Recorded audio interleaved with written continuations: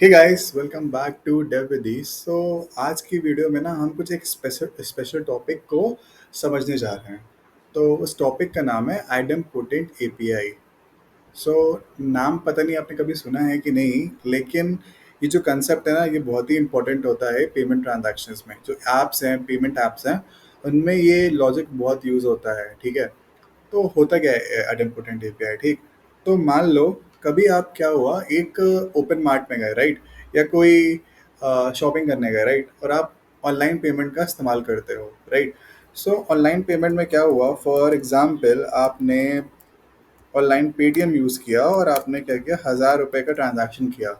लेकिन आपने बहुत ही बार ये चीज़ फेस करी होगी कि पेमेंट करते समय क्या होता है ना, आपका ट्रांजैक्शन जो होता है वो प्रोसेसिंग में चला जाता है, राइट, प्रोसेसिंग में चला जाता है। फिर आप क्या करते हो, दोबारा से पेमेंट कर देते हो। तो दोबारा से पेमेंट करने में क्या होता है, आप थोड़ी देर बाद देखते हो कि आपके अकाउंट से 2000 रुपये कट हो गए, जबकि 1000 रुपये आपको पे करने थे। तो ये जो फॉल्ट्स होते हैं ना, ये जो पेमेंट फेलियर्स हो रहे हैं ना, ये काफ़ी कॉमन होते हैं। तो उन्हीं से बचने के लिए ये आइडेम्पोटेंट एपीआई का यूज़ किया जाता है। अब ये होता क्या है, ठीक, आइडेम्पोटेंट एपीआई क्या करती है बेसिकली, कोई भी ट्रांजैक्शन अगर आप कर रहे हो और आपने अगर रीट्राई किया, कितनी बार भी रीट्राई करो, तो जो ट्रांजैक्शन है ना, उस पर कोई चेंज नहीं होना चाहिए। फॉर एग्जांपल अगर आपने पहली बार 1000 रुपये पे किया था, तो अगर आप रीट्राई करते हो, राइट, सो इस ट्रांजैक्शन जो है ना, ऐसा नहीं होना चाहिए कि कोई एक नया ट्रांजैक्शन क्रिएट हो जाए और उसमें फिर से 1000 रुपये कट जाए। सेम ट्रांजैक्शन पे 1000 रुपये कर रहे हो तो कोई लॉजिक में चेंजेस नहीं होने चाहिए, इफेक्ट में कोई चेंजेस नहीं होना चाहिए। अगर वो फेल हो जाता है तो एक नया ट्रांजैक्शन क्रिएट होगा और फिर से आप पे कर सकते हो। अनटिल एंड अनलेस वो फेल नहीं होता है, प्रोसेसिंग में है, या सर्वर एरर आ जाता है, या नेटवर्क एरर आ जाता है, तो वो सेम एपीआई, सेम जो ट्रांजैक्शन है ना, उसी को ही रिट्राई करेगा बार बार। तो उस केस में ये आइडेम्पोटेंट एपीआई बहुत काम आती है, ठीक। तो इसके लिए भी हम एग्जांपल्स भी लेंगे, बट अभी मैं बताता हूँ कि कौन कौन से केसेस में हम आइडेम्पोटेंट एपीआई का इस्तेमाल करते हैं और कौन कौन से केसेस होते हैं जब पेमेंट फेलियर्स हो सकता है, राइट। सो मान लो एक सर्वर एरर आता है, ठीक। तो सर्वर एरर में क्या होता है, फॉर एग्जांपल आपने कभी कोई पेमेंट करी और आप देखते हो कि आपने जैसी रिक्वेस्ट भेजी, वहाँ पे नेटवर्क फेल गया, सर्वर मतलब घूमता रहता है, पेमेंट पेटीएम में देखोगे ना तो प्रोसेसिंग में घूमता रहेगा, ठीक है। तो वो सर्वर एरर है। सर्वर एरर का क्या होता है कि सर्वर पे रिक्वेस्ट गई लेकिन वो प्रोसेस नहीं कर पाया, और as a client, as a user, आपको कोई वो नहीं मिला, लाइक आपको कोई रिस्पॉन्स नहीं मिला कि मेरा ट्रांजेक्शन फेल हो गया है या मेरे अमाउंट कट हो गया है, राइट। तो आप क्या होते हैं, डाउट में होते हैं कि हुआ कि नहीं हुआ। लेकिन आपको तो पे करना है शॉप को, ठीक है, तो आप क्या करते हो, दोबारा से पे कर देते हो। तो इसकी वजह से क्या होता है, आपका डबल ट्रांजैक्शन हो जाता है। दूसरा क्या होता है, नेटवर्क एरर होता है। नेटवर्क एरर का क्या मतलब होता है, फॉर एग्जांपल आपने कुछ ट्रांजैक्शन, मतलब कोई ट्रांजैक्शन किया, तो रिक्वेस्ट गई सर्वर पे प्रोसेस भी हो गई, लेकिन अचानक से आपका नेट नहीं चलना बंद हो जाता है और आपको कोई रिस्पॉन्स नहीं आता है, राइट। तो जो रिस्पॉन्स आना था ना, वो नहीं आ पाया आपके पास। तो उसकी वजह से क्या हुआ, फिर से सेम प्रोसेस, आपने दोबारा से पे कर दिया, तो आपके फिर से 1000 रुपये कट गए।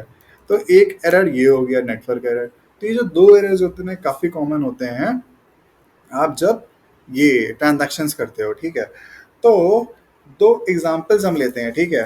तो एग्जांपल्स में क्या है ना, अब हम देखते हैं कि जो आप रेस्ट एपीआई यूज़ करते हो, राइट, तो रेस्ट एपीआईज में कौन कौन सी जो ऑपरेशंस होते हैं वो आइडेम्पोटेंट होते हैं और कौन कौन से जो ऑपरेशंस होते हैं वो नॉन आइडेम्पोटेंट होते हैं, ठीक है।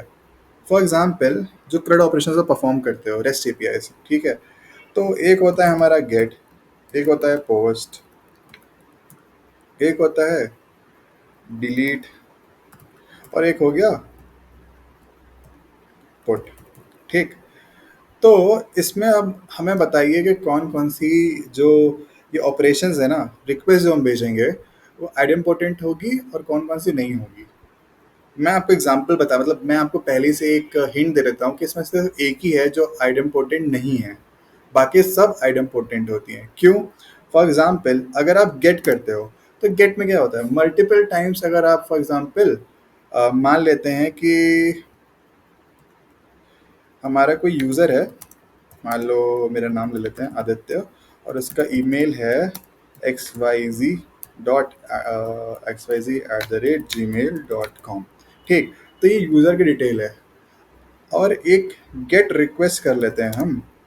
गेट रिक्वेस्ट क्या होगा, यूजर्स 123, ये गेट ईमेल। ठीक, ये गेट रिक्वेस्ट जा रही है इस पे। ठीक, तो हम कितनी बार भी गेट क्यों ना करें, गेट ईमेल जो है वो मुझे बार बार सेम डिटेल्स देगा। करेक्ट, कितनी बार क्यों ना करे वो हमें सेम डिटेल्स देने वाला है, राइट। लेकिन अगर हम पोस्ट करें, हाँ, यही है वो एपीआई जो नॉन आइडेम्पोर्टेंट है। तो अगर हम लेट से अपडेट ईमेल करें, ठीक, और अपडेट ईमेल के अंदर बॉडी में, यहाँ पे बॉडी में क्या करते हैं हम, ईमेल अपडेट करते हैं। ठीक, तो लेट से xyz@gmail.com। ठीक, पोस्ट रिक्वेस्ट क्या करेगी, जितनी बार आप ये पोस्ट रिक्वेस्ट भेजोगे आपके डीबी में एक और एंट्री हो जाएगी। सो ये ईमेल जो है आप देखोगे कि बार बार एंट्री हो रहा है। ठीक, सो पोस्ट क्या होती है ना, नॉट एड इम्पोर्टेंट होती है। मतलब कि जितनी बार आप रिट्राई करोगे हर बार एक नया ट्रांजैक्शन हो जाएगा, एक बार हर बार एक नई एंट्री हो जाएगी।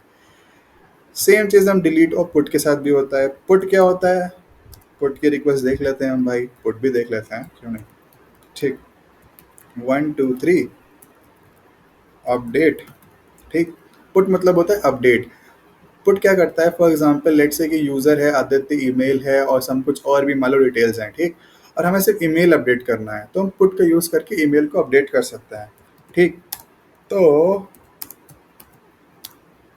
यहाँ पे ईमेल और हमने यहाँ पे लिख दिया xyz@gmail.com। अब ये जो पुट है ना, इसको तुम 1000 बारी क्यों ना भेज लो, आपके डेटा में, आपके ट्रांजैक्शन में कोई चेंज आने नहीं वाला है। क्यों, क्योंकि आप जितनी बार भेजोगे वो सेम ईमेल पे ओवरराइट कर देगा, सेम ईमेल पे ओवरराइट कर देगा, अनटिल एंड अनलेस आप कोई नया वैल्यू ना भेजो, राइट। अगर आप यहाँ पे एक्स वाई जेड की जगह पे एक्स वाई जेड जेड कर देते हो तो आप क्या कर रहे हो, तब तो आप यूज़र आदित्य के लिए ईमेल अपडेट कर रहे हो ना, तब तो एक नया डेटा सेव हो जाएगा, राइट। लेकिन जब तक आप सेम चीज़ को ट्रांजैक्शन कर रहे हो, लाइक सेम ट्रांजैक्शन बार बार कर रहे हो, तो ये चीज़ अब मतलब उसी ट्रांजैक्शन में अपडेट होता रहेगा। फॉर एग्जांपल यूज़र आदित्य के लिए ही वो अपडेट होगा, कोई नई एंट्री नहीं बनेगी। तो जो ट्रांजैक्शंस हम करते हैं ना, ट्रांजैक्शंस में भी क्या होता है, एक की होती है, उसको हम बोलते हैं आइडेम्पोटेंट की। तो वो क्या करते हैं, हम जब भी कोई ट्रांजैक्शन करते हैं, फॉर एग्जांपल स्ट्राइप है ना, तो उसके सिस्टम डिज़ाइन, पेटीएम के जो मतलब जो पेमेंट ट्रांजैक्शन का सिस्टम डिज़ाइन उसने किया हुआ है, डिज़ाइन किया हुआ है बेसिकली, उसमें उसने क्या किया हुआ है कि उसने आइडेम्पोटेंट की यूज़ करी हुई है। तो कोई भी ट्रांजैक्शन हुआ, अनटिल एंड अनलेस वो ट्रांजैक्शन कंप्लीट होकर कमिट नहीं हो जाता, वो आइडेम्पोटेंट की जो होती है वो सेम होती है। क्या जितनी बार भी रिट्राई कर लो, मल्टीपल रिट्राइज में भी वो आइडेम्पोटेंट की सेम ही होगी। अगर कोई नई ट्रांजैक्शन आता है तो उसमें क्या होता है ना, एक नई की जनरेट हो जाती है।